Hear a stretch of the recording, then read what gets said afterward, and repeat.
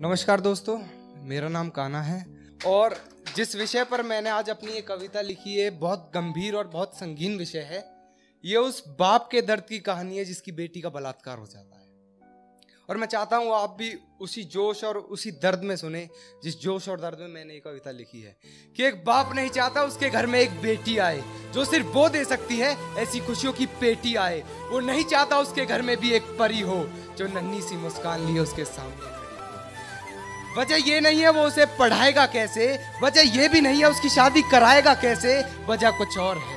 वजह ये है कि कहीं उसकी इज्जत तार तार ना हो जाए। उसे डर है कहीं उसकी बेटी का बलात्कार ना हो जाए। उसे डर है कहीं उसकी बेटी का बलात्कार ना हो जाए।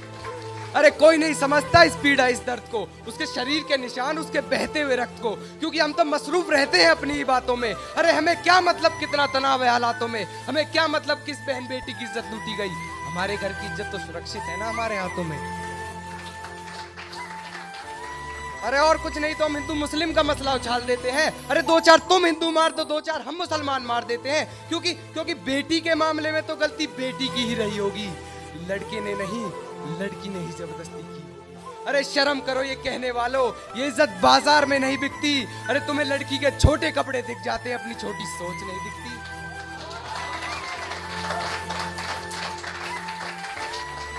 और क्या कहते हो तुम कि लड़की अगर रात में बाहर निकलती है तो ही रेप होता है, लड़की अगर छोटे कपड़े पहन के सरेआम घूमती है तो ही रेप होता है। तो मेरी बात ध्यान से सुनना कि बाहर निकलने की क्या जरूरत है जब घर में ही 8 महीने की बच्ची का बलात्कार हो सकता है, और किसी बाहर वाले की क्या जरूरत है जब उसका रिश्तेदार ही गुनहगार हो सकता है।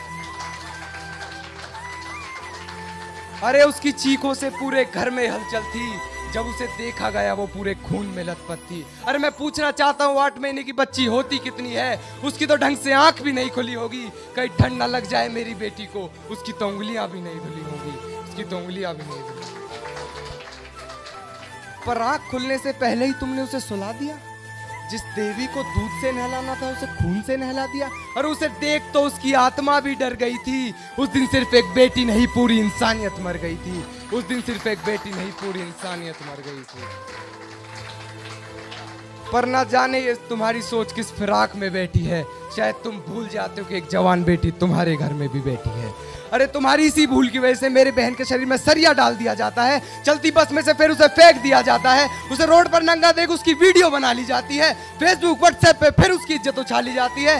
पर साहब वो तन से ही तो नंगी थी, मन तो उसका जिंदा था, एक चुन्नी तक नहीं उड़ाई गई। उस दिन मर्द शब्द अपने आप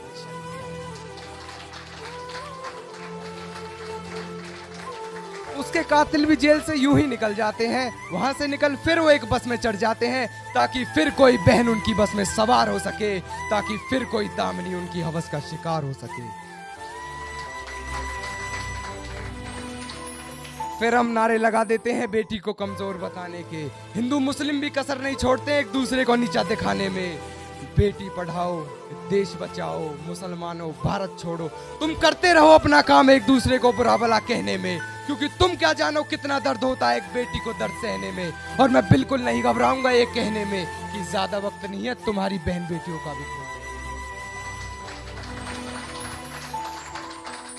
अरे सब सोचकर कौन बाप चाहेगा उसके घर में भी एक बेटी हो जो छाती से लगी उसकी गोद में बैठी हो।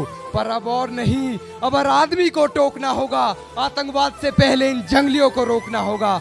अब नारे नहीं लगाने हैं इंसाफ के, अब आस नहीं जगानी है इस बिकी हुई सरकार से। अरे अब तो खुद ही सबर की सीमा लांघनी होगी, ऐसे जानवरों में अब खुद ही गोली मारनी होगी, ऐसे जानवरों में अब खुद ही गोली। क्योंकि अगर इन्हें ना रोका गया तो बेटी पैदा होने का सिलसिला ही खत्म हो जाएगा। अरे सिर्फ बेटी ही क्या, इंसान बनना ही खत्म हो जाएगा। इंसान बनना